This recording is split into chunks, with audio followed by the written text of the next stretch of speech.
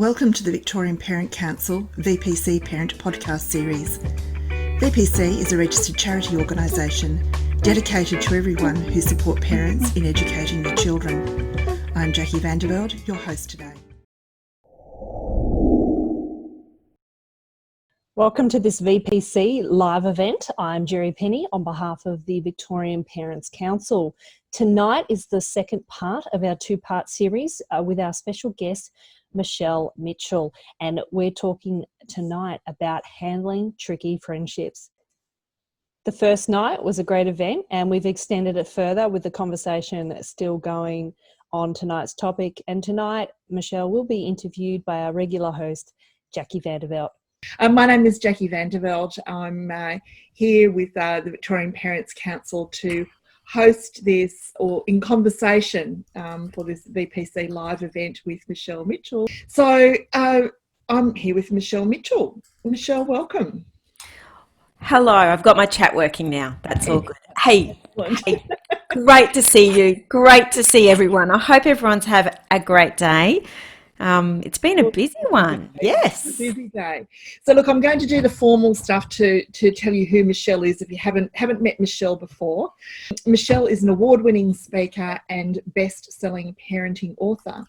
She has been termed the teenage expert by the media and is sought after for her compassionate and grounded advice for parenting tweens and teens.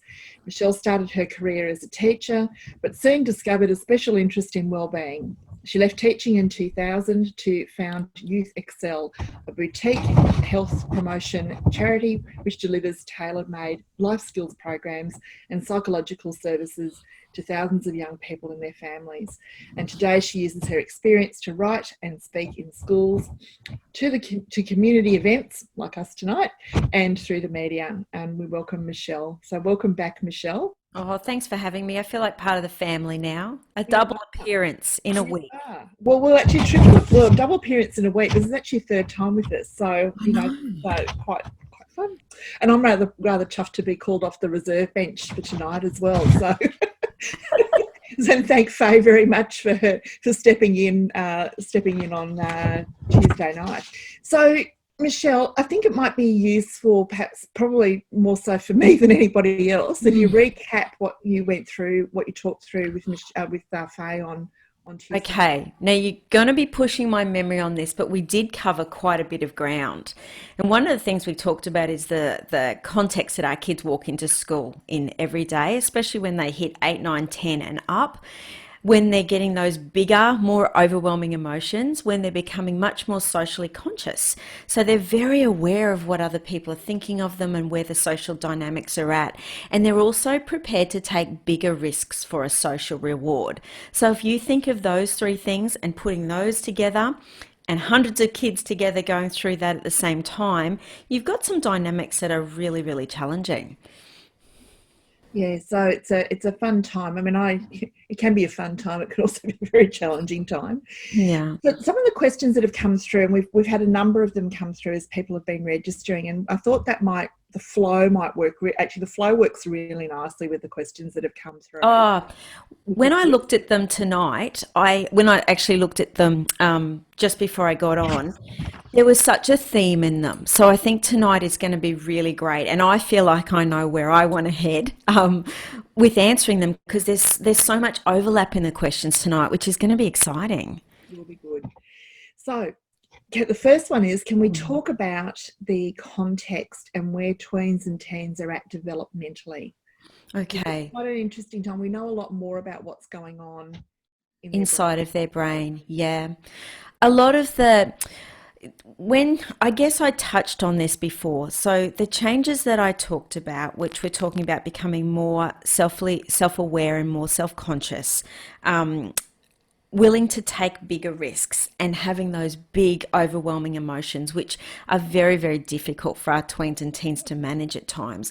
Those three things are actually developmentally so normal. And we did touch on this last session, but it's just so important that parents realize that it's a season. So it's a developmental stage, and our relationships with adults, hopefully, are nowhere near as dramatic as they were when we were younger. And so we really need to remember that the answer for 12 is 13, the answer for 13 is 14, and that's a saying from Nigel Latta. But I just think it's just such a powerful thing to keep in the forefront of our minds when we're starting to feel like we're drowning with their emotions and thinking, oh, how long is this going to last? Is it going to last forever? So thinking about the dynamics of friendships and Yeah. the brain and social development, what sort of things have changed? I mean, look, everyone's an expert because we were all a teenager or a tween at some stage, right? Yeah. But things have changed dramatically, Yeah. in terms of the social pressures and the environment as well. And that's really delivering quite a different tween or teen. It is. It's a new normal that our kids are living in. And if you think of that, the developmental things we talked about, but lay it on top of that, I think to me two things stand out. We have this fast-paced world where kids are not getting to disconnect and to unwind, and they're quite highly strung, and our statistics around anxiety show that.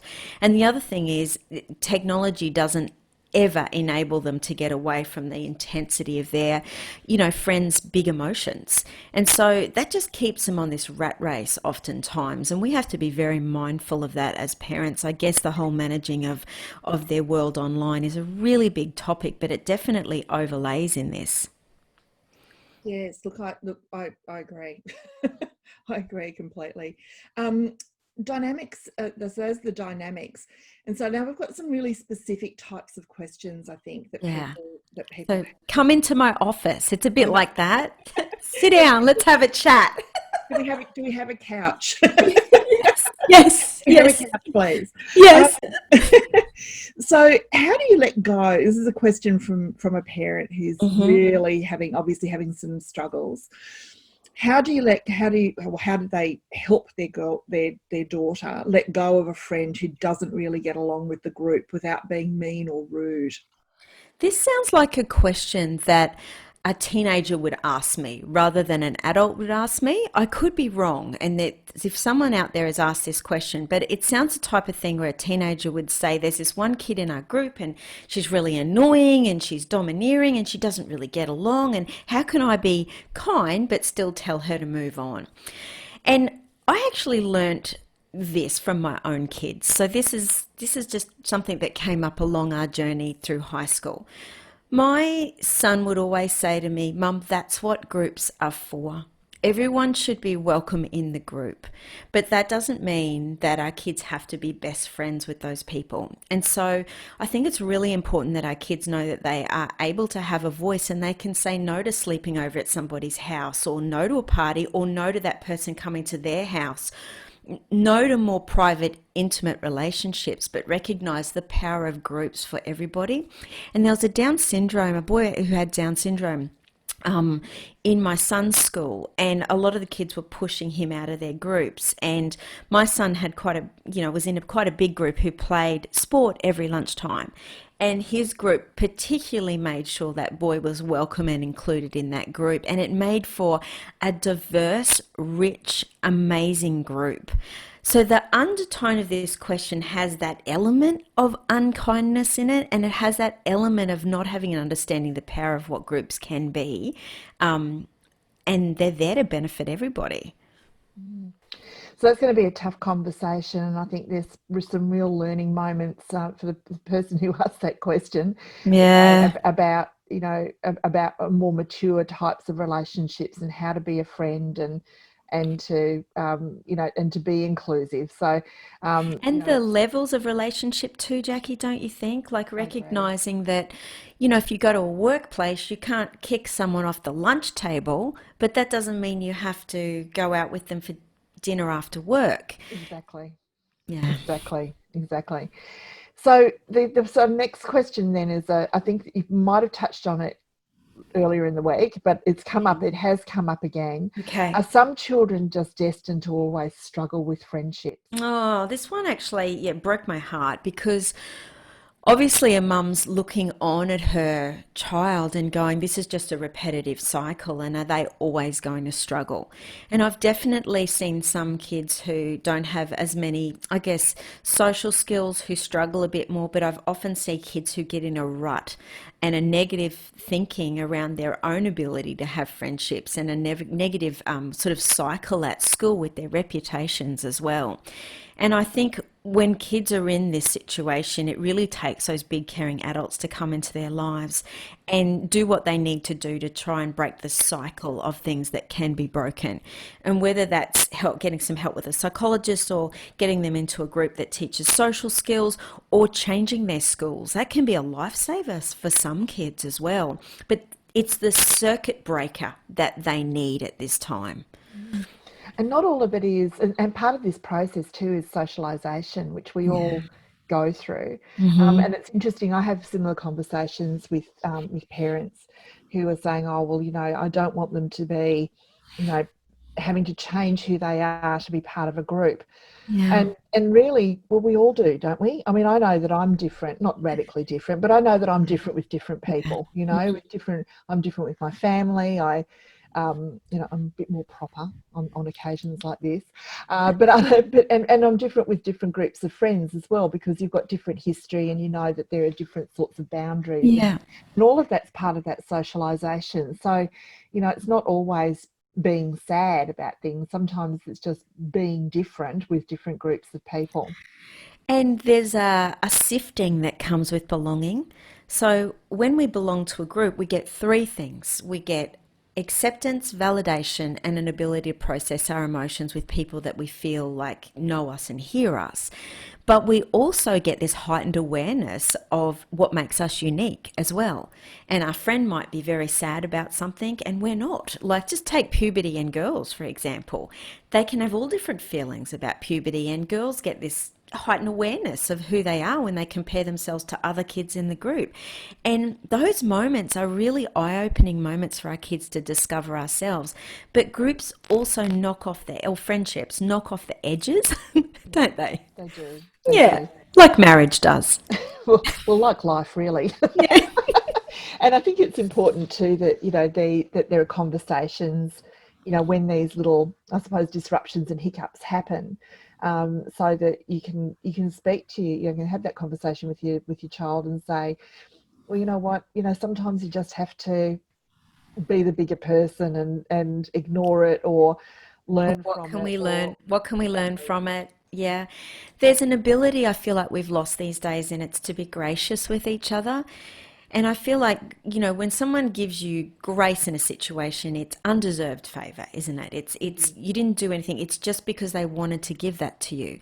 And this ability to be gracious with each other, even in our homes, you know what it does? It says, I'm not going to put the bar so high that you can't reach it.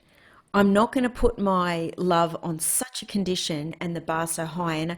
And we often say in our home, oh, that sounds like a human being. They make mistakes, they get annoying, they get in our space. But in those moments where we recognize each other's humanity, it's actually a beautiful skill to be able to say, you know what, and that's okay. We're all human beings. Exactly. Okay, so here's a tough one. Okay, what is it? What do you do when your child says or has that realization that I think I've been dumped?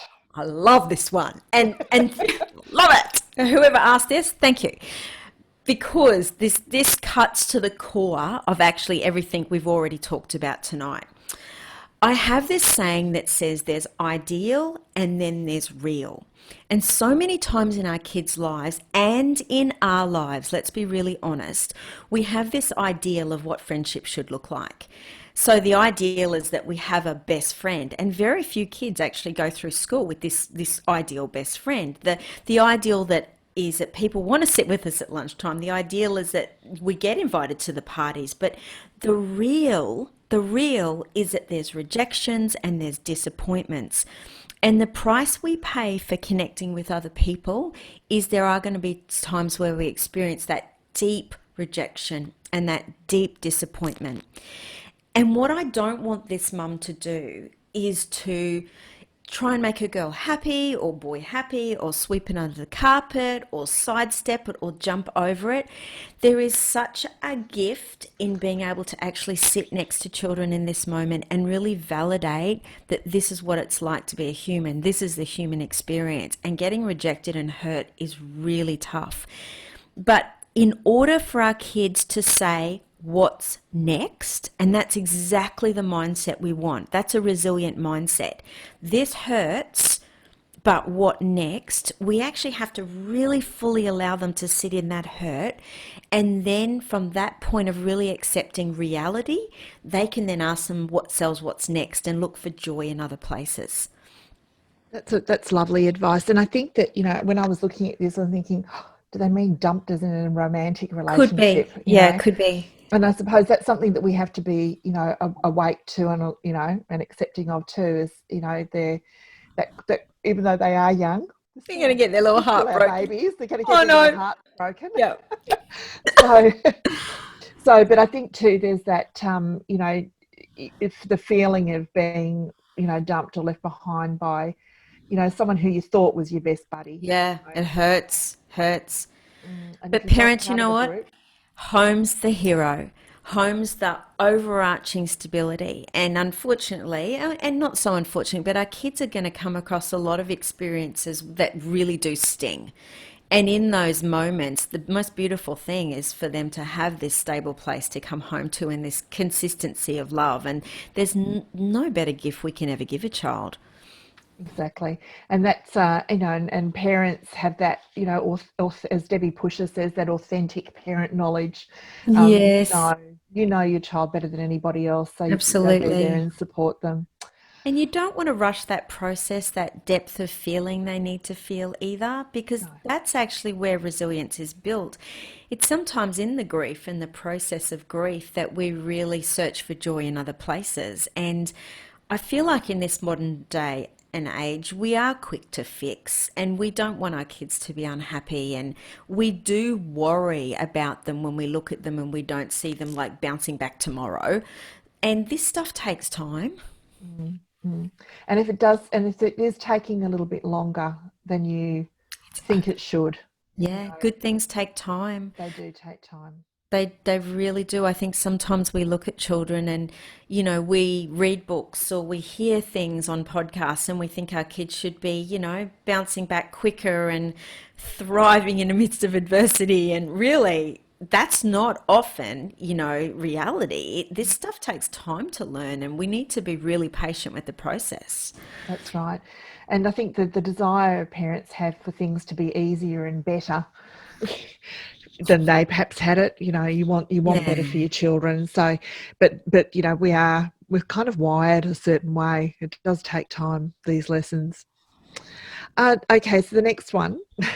Yes. How do we stir social conscience in our kids? Oh, I love this whole concept of our kids having social conscience, because I feel like inside of all of them is this empathy and this, even if it's in small form, is this awareness and this kindness ready to be drawn out. And when my son went through school, he had a friend called his name was Dave, but all the kids started nicknaming him Father Dave. And I don't think it was because, like he wasn't religious. I don't know if they were calling him a dad or a father, but Father Dave had this role at school that he would encourage people, but he would also take them aside for a kind of chat. Grade 12 formal came and all the kids gave this young man the Father Dave Award. Now, Father Dave was captain of the rugby team, but he had this massive social conscience. And I know my son got 100 runs at cricket one week, and Father Dave organised for all the kids to line up at the front of school on Monday morning and literally clap my son into school for getting his century at cricket. And I look at kids like that, and somehow they've been able to tap into that social conscience, which gives them the strength at times to almost stand alone in it and to be that leader in challenging times. And I think the baseline of empathy with our kids is actually modeling it ourselves and talking it and just stirring it like a pot in their lives. So it just makes them aware of what's going on around them. And no greater time than the last few months that we've been through, recognizing that everyone has experienced this so, so differently, and helping them really walk in the shoes of other people is powerful. Oh, look, I couldn't agree more. I think that parents have that unique position to help their children, scan for social kindness, They do, and yeah. to observe, be an observer, and go people watching, Hmm. and ask them, ask the curious questions. What do you think is going on there? Yeah. Why do you think that is happening? So much of I think we've lost a lot of that. Yeah. Just in simple things like standing back in a queue. Well, now we all have to stand back in queues, right? We've all got to be 1.5 metres away from each other, We do. and there are X's on the ground to make sure that you do. But it used to be that people would wait and stand back and let somebody Yeah. go before them, and that they would someone would wave you into the traffic, and Yeah. Yeah. or they would offer you help. If they looked that you looked like you were struggling. Yeah. To balance kids and shopping trolleys That's and right. whatever, people would actually stop and offer to help you, and And I that don't think it points happens to as this, much. I know, and that points to that idea of that's what groups are for. We belonged to communities. We saw another woman with a baby, and we were their tribe, and we went out of our way to, help them steer the pram, or, make way for them, or whatever it be, entertain their kid while they paid for the shopping.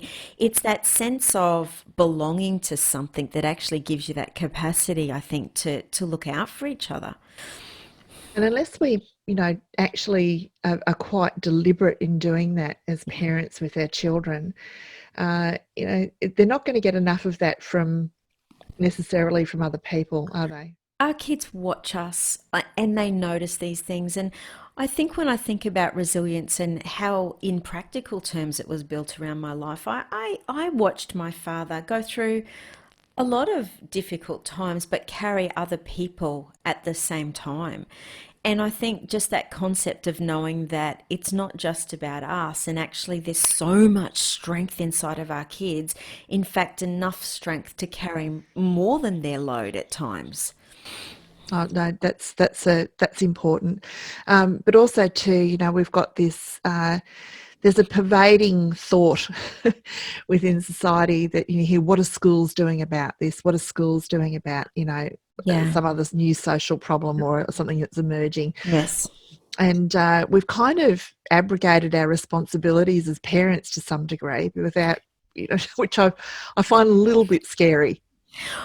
Tell you what, good teachers are doing a darn lot about this. The practices and the rituals and the routines they've got in their classrooms, they're creating a sense of belonging for kids, and an opportunity for them to practice leadership and kindness and gratitude. And we're much more aware of this than we ever are before. So I feel like academically and from a perspective of what teachers are offering families, there has never been a greater time for that.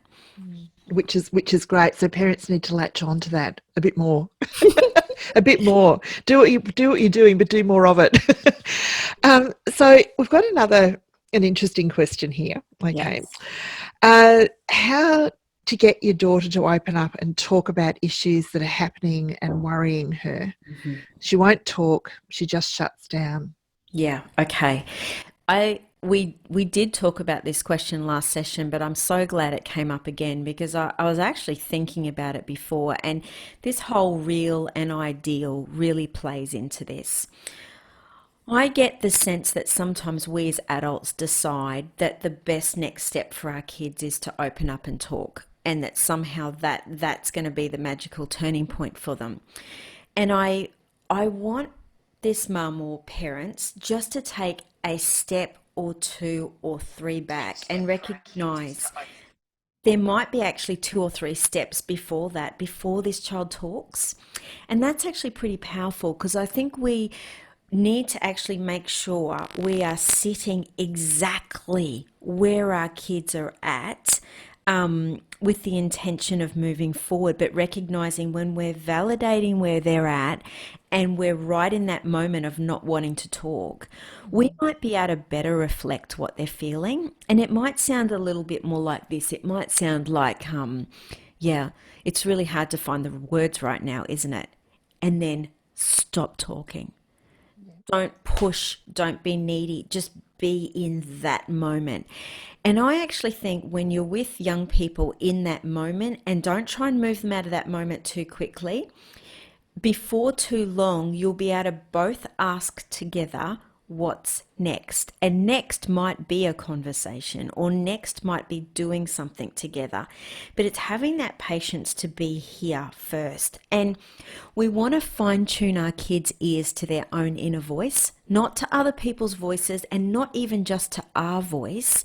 We want to actually be able to draw out of them what they think their best next step is. And that can take time, and it can take patience, and it can take us asking the right questions and leaving a big gap until they're ready to answer them as well. I think that's a really important point. That's a really good, just a good lesson in life and conversations anyway, you know, is that we feel, particularly if you've come from an education background like you and I, we feel we have to fill the space all the time. You know, that We do. if there's, you know, if someone hasn't answered straight away, we sort of feel we've got to jump onto it. Or teach them. Let's teach them. Exactly. Yeah. And so I think that silence and which is also actually, it's not just giving them space, it's actually honouring their thought processes. It really is. Remembering they're having trouble at this age and stage to actually reach into their prefrontal cortex and get the language that describes how they're feeling. So it's probably a lot of stress and a lot of pressure for them to reach into those spaces. The other thing sometimes we can fall into trap of doing as parents is coming across too needy. And it's a real turn off for teenagers particularly. Is there any parents of teenagers out there? You know what I'm saying? Like, you come across like you want to talk to them too much, and it's like really off-putting. So we've sometimes got to reverse psychology that a little bit and, you know, just not care quite so much. Just flip it off a little bit more. Yes, I wish I'd sort of had discovered that point earlier on. might have now much older, but that would have been handy to know. And I think that it feels needy to them. Oh, it does. In fact, but parents are doing it from a good place, you know. Oh, we love them. Yeah, I remember asking my son, Jacqui, what can I do to help you during exam time? And he said, just don't talk so much, Mum. Like, give me some room to breathe. Oh, I think that's a particular thing between mothers and sons, in particular, that we do try and talk too much. I've always wondered too, Michelle, asking the right sort of question. You mentioned that before, and there is the silent piece, which is essential, but there's also asking the question about what is it that you would like to have happen. So where do you want to be? What would you like to have happen? How would you like to feel? Yeah. And that's a difficult question to answer and might take several goes. Yeah. And there's a whole range of questions we can add to that. Shall we do that? Like, what options are you considering? What information are you missing? What do you think would be a really wise next step for you? Because sometimes in our advice giving, what we're actually doing is rushing things way into the future, like 2-3 steps down the track, but it's helping kids just look that one bit ahead. You know, so what information are you missing? And what do you need to do next? Yeah, so what information are you missing? What next step can you take? What options are you considering? You know, what have you tried that hasn't worked? Yeah. And so I think too, you know, that when you ask these questions, this is a very common response to lots of questions that you might be asking your teenager is, I don't know. And I always say I don't know doesn't mean I don't know. I don't know means I've never had to think about this before. Give me a bit more time and space to think. They normally think about it when you're not there.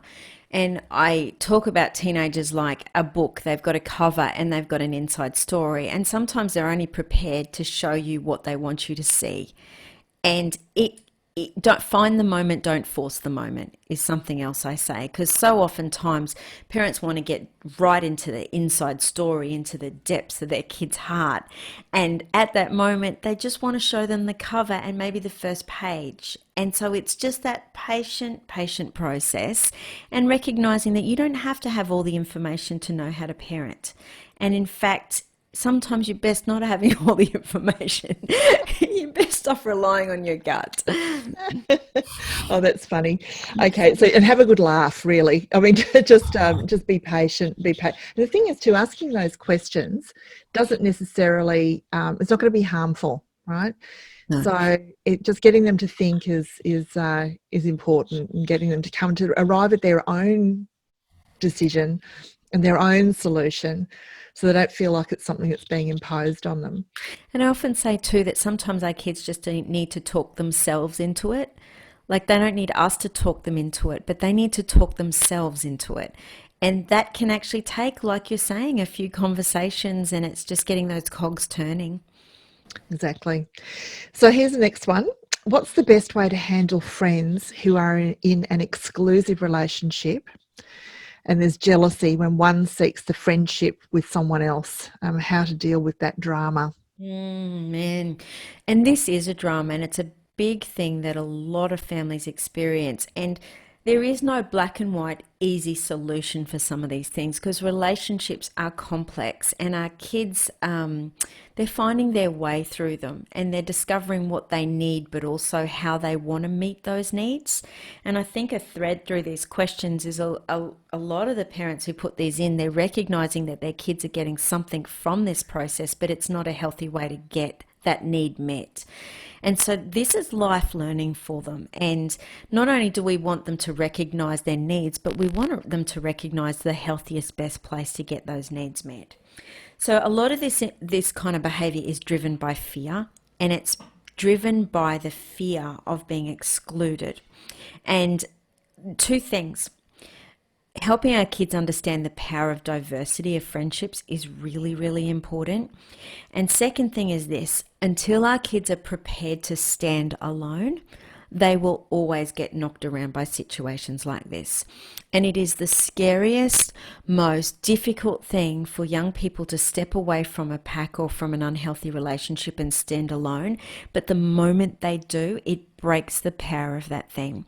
And oftentimes that's the moment where they're able to attract healthy friendships. So is that sort of thing more common with girls, or do you see it with boys as well? I guess stereotypically it's more common with girls, but I see pockets of boys that this dynamic really plays into as well. So it is not just girls at all. Okay, so next one, which is this is a tough one, because I've lived this with my own children, and it's a bit tricky. So so when good friends go bad, so it's their best buddy, and they're this young person's heading down a track, and you can see the train wreck up ahead. Yeah. But your child is still very loyal as a friend, and doesn't want to give that friendship up. And some of this can play out for years. Let's be real. Exactly. It absolutely can, because the more you've invested into a relationship, the harder it is to let go, and the harder it is to move on. The first thing we need to do is batten down the hatches and recognize what home is: the hero. Home is the overarching stability in our kids' lives. And remind yourself that even if they do have a year that's rocky, or even 2 years that's rocky with their relationships, if home is consistent in the background, the chances of them riding through that eventually are 100% there, okay? Now, I think there's time and place for parents to have really honest, straight discussions about relationships or anything that's unhealthy or unsafe for their kids. And while we can't control who our kids hang around with, outside of the home and whatever, we can be really honest with them about that. And oftentimes though, and I love the end of this question, because my question back would, will you be able to steer them? Or is this the ideal? Because in those moments, our kids can be often quite blinded by the whole thing. And the thought that we can sort of steer that is sometimes very unrealistic. What we can do is sow seeds, and we can remain consistent in their life. And the beauty of that is when kids come to a point where they recognize something's not working, they have the option of standing alone. And when they do, or moving away and giving that relationship space. And that's one of the things I'd talk to young people about. Trying to not necessarily break the relationship, try and give it space somehow. So if you normally sit with them 5 days a week, sit with them 3, or, just try and let it breathe. But the moment they're prepared to stand alone, home is going to have to step up and just provide that little bit of reinforcement for them, because it's a scary time. How important, Michelle, is when you're having those steering conversations? Yes, I like that. Steering conversations. Yes. To be respectful of the child, of the friend who's going bad. Because I can see that your child would, any criticism of that other person would be seen as a criticism of your child and the choices that they've made in the friendship as well. And we're modeling what we talked about earlier, which is this graciousness, that human beings can be human, very human at times. But we're looking at it, but we also want our kids not to be able to just put themselves in the shoes of everyone in the room, but actually be able to stand firmly in their own shoes and make decisions that's actually right and best for their lives. So that's the capacity to say no, the capacity to give a relationship space that isn't healthy, the capacity to protect who you are while be kind to others is a really big balance in life, isn't it? So we're modeling empathy, we're modeling kindness, and we're modeling graciousness, but we are also modeling truth. We are also modeling what's just and right, and we're also helping them set boundaries, because relationships are only as strong as the boundaries that we've got around them. Yeah. And good judgment with any luck if you're steering them the right way. Yeah. So if I suppose the next question's related to that one in a sense. So if you're observing your tween being manipulated, you can see that they're, and they may be confusing that manipulation with attention in a friendship. Yes. And tweens are classic for this, Jacqui. This is a classic tweens thing. I was talking to a mum a little while ago on the phone, and she'd actually taken her child to a counsellor because of a relationship that she was involved with at school that was very, and by manipulative, we're saying, you can't go and play with that other person because you're my friend, and and then belittling them. So like hot, cold, frenemy kind of stuff. That's what we're talking about. So her mum took her to a counsellor, and they had worked on her social skills and trying to kind of fix this relationship. And I said to this mum, that's an awful lot of pressure to put on a 10-year-old girl of something that she can't control. And the more powerful place to put our attention is in what we can control and the choices we can make. And I think this whole concept, like we talked about, very related to the other question, is the capacity for our kids to give a relationship space without feeling like they have to totally break ties with somebody. And they're oftentimes worried about how that person's going to feel, or, how that person will cope without them. And it's very kind of codependent, and they're overly invested in that person without anchoring their feet in their own life. So that, there's some big conversations. 60%, a research article I read the other day, 60% of parents worry about their kids' friend choices. That's a big number. That's a huge number. A huge number. Is there a difference in these behaviours between boys and girls? Yeah, I think there is. I think boys are a lot more upfront about it, and I think boys are a lot more easygoing. What boys tend to do, though, is dig at each other through banter, which can actually be very hurtful. But I find with boys, if they have some common ground, so they can play football together or they can do something together, there's always a group that they're a part of, and that actually saves kids being isolated. So the fact that boys are more likely to be playing sport at lunchtime always enables something to be happening. Now, not all boys are into sport, but you know what I'm saying. It's just that common ground. With girls, their words, there's too much of them.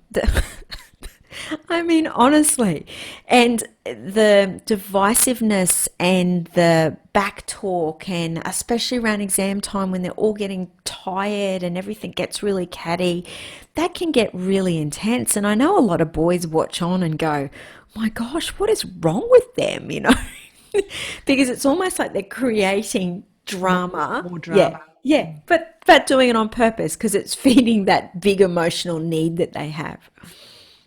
So to stop the manipulation, Yeah. because I think once that happens, they can fall into a really big trap of They can. continually allowing Cycles. themselves and be in that cycle.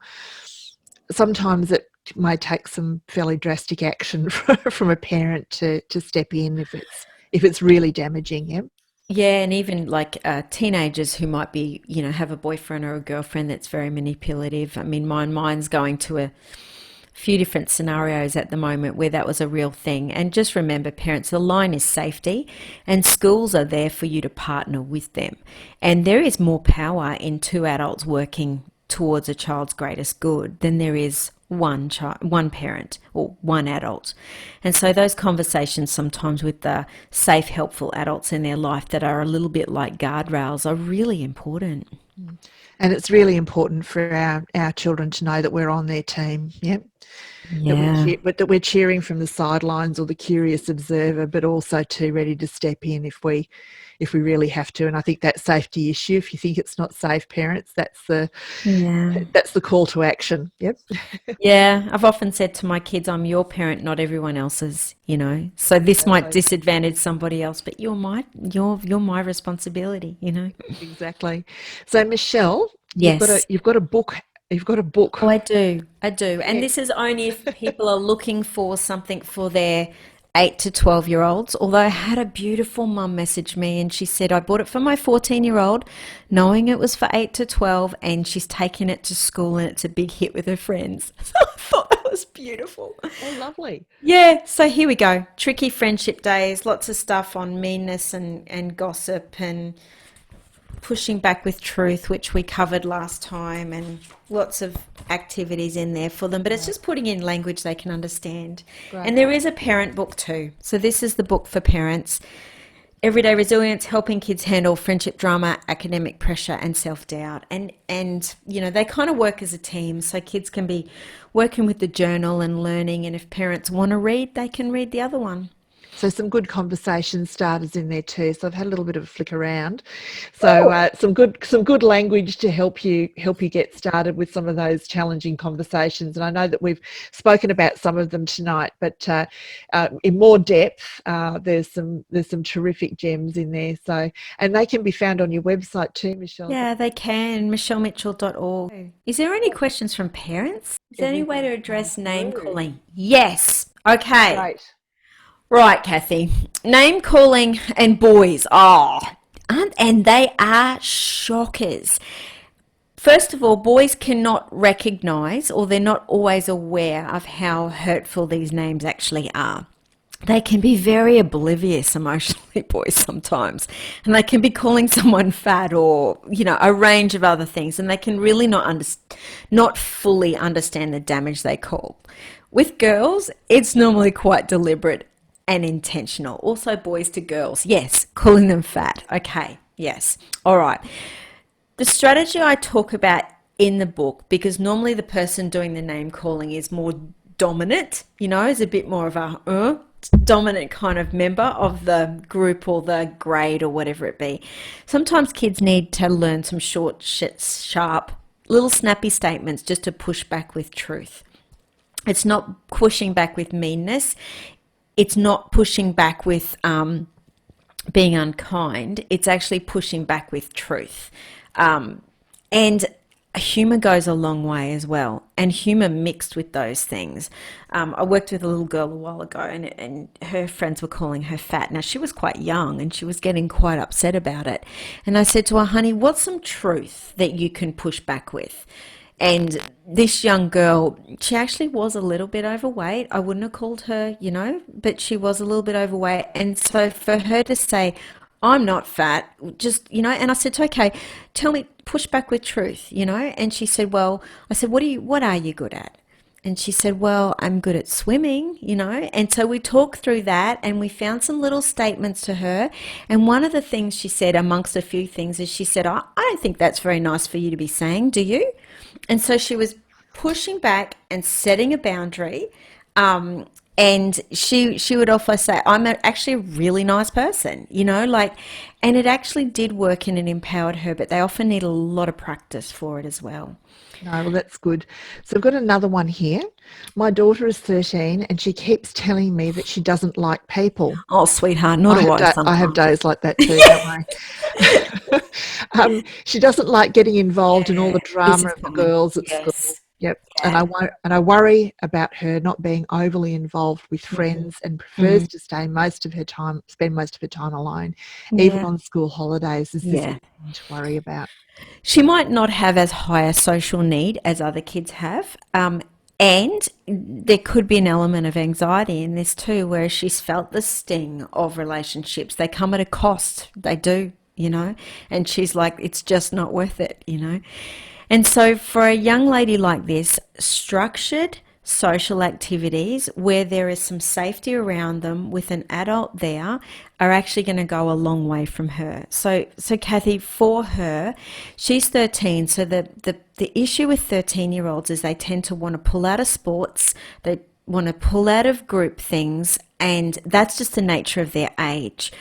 But if she's not socializing naturally, I would really, really encourage you to try and keep some group settings around that, because they are safer environments. Now, I've known some girls like this that actually have, been in tears before dance, but then gone to dance and loved it, and it's okay after that. So it's getting them over some of these concerns that they have, but it's easier to keep a stone rolling if it's moving.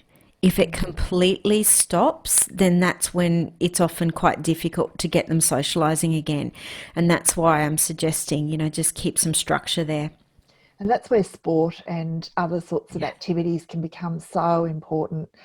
So just here we go. We just arrived from overseas. It's a common one. At a new school. Yes. My tween is quite shy and has found it hard to break into the established friendship groups. Yes. She also doesn't tell me very much, if anything, or tell me if anything is wrong. So hard to keep track, and it isn't really sporty.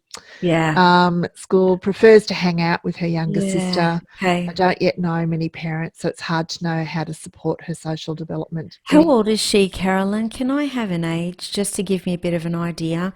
Because if she was... Yeah, okay. So she's, let's say she's almost 10. Okay. Yes. All right. So she's shy. She's finding it hard to break into established friendship groups. Yeah. All right. Now, with girls like this, when I have worked with girls like this, one of the questions I ask them is, are they boring? And they always smile and laugh at me. And I get away with it a lot more than you will, Mum. So maybe you use that line, but I will. And I tell you why I ask them this is so oftentimes they're actually pulling back to the place where no one's got the chance to get to know them, and they're not getting involved enough for people to know them. And I ask them how much they talked at lunchtime. They might have sat with people, but did they say anything? And being able to give our kids something fun to talk about on Monday morning, do something on the weekend that gives them something fun to talk about on Monday morning, actually can be pretty priceless for them at school.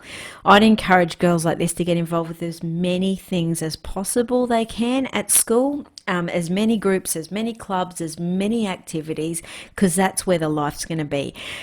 Have you seen her teacher?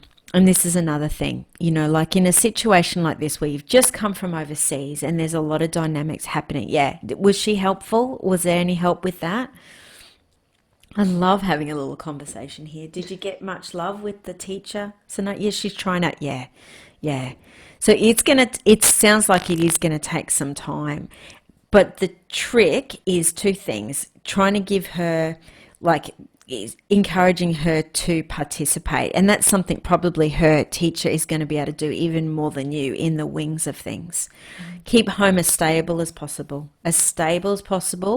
and trust, okay? Put your concerns and that love and that connection with your girl, up your connection time with her, plus do all the practical things, plus trust that inside of that kid is the capacity to get through this. And and I think too, Carolyn, don't put too much pressure on yourself just in these times at the moment when opportunities for socialising are probably a little bit light on. So take the pressure off. Absolutely. And you know how, Jacqui, we talked about earlier, like sometimes we look at our kids and they're going through a hard time and we don't see them flourishing and we don't see them bouncing back and we don't see them taking these big risks. Maybe just, Carolyn, to encourage you that it's going to take time, and that's okay. It is okay. And maybe just lower the bar for just a minute here, just to give this little one a chance to find her feet. Exactly. And you know, being at home and being with a little sister is actually, that's okay too. I mean, that's a lovely thing to keep encouraging as well, because you won't. Some parents would kill for that. Exactly. But not to take away from your concerns, but I think just take it slowly. That's for sure, and give it little steps. Little opportunities to mix and meet with other people would be helpful. So I think we're in the absence of anyone else tapping away. I think we've actually probably. Here we go. Drama. Here we go. She just wants to. To help. Too much mouth moving, Heather, is it? Well, I love it. I don't think she loves the drama. She probably feels that she's needs to get involved. Okay, so let me pull up a page in my book just for you, okay? Because this is so fun. The girls love this. They all, when they meet me, they all tell me about this page. Hang on, where is it? Here we go. Don't be a drama llama. So you might have to have a little bit of a joke with her, a running commentary, a running little bit of a code word joke, and just, you're just going to have to laugh your way through it a little bit. But you'd say, you being a drama llama again, What's she getting out of it, Heather, too? Is she attention seeking? That's our motto in this house. That's awesome. And just keep it up. Believe it or not, it will sink in one day. It really will. But look, if you've got a girl especially who has a big drive for attention, we're talking about helping them find healthy ways to get that need met. So, sports, dance, anything you can do besides the drama would be a great place to channel her. Some kids have just got extra spunk, Jacqui. They just do. All the extra energy. And I think too, they've got to be careful too that they don't get overwhelmed by some of the drama that's going on as well. It is very overwhelming for them, especially exam time when they've got other stuff going on and then a big friendship thing blows up and they've got an exam tomorrow. At least 6-year-old is having a few friendship troubles at school. She's been friends with 2 other girls for about 18 months, and one of the girls is possessive of the other friend. My daughter doesn't say much, but it is troubling her a bit more than usual. I've approached the mother before, very gently, but found resistance, which was expected. Yeah. Should I try and talk to the parent again, or should I talk to the school? Yeah, I wouldn't talk to a parent. It never goes well. I've stopped watering that down for parents, and I'm just telling them plain. No, don't. If a parent needs to be talked to, it always warrants involving a teacher anyway. For the most part, exclusively parent your own child and not everybody else's.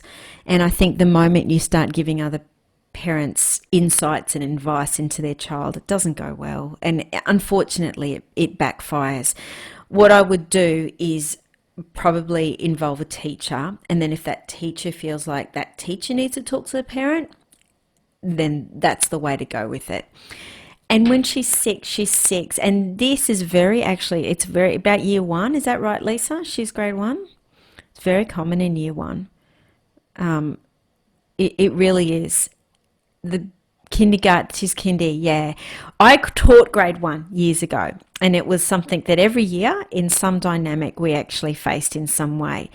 And realize, Lisa, life's a long time for this little one, okay? And the experiences and the things that she's going through now are actually important lessons for her. I find that the beautiful thing about kindergarten and grade 1 is they can get really heartbroken with their friendships, but they do move on and work through them a little bit easier when they're older. So get a teacher's help when she's that little, and I wouldn't go directly to the parent.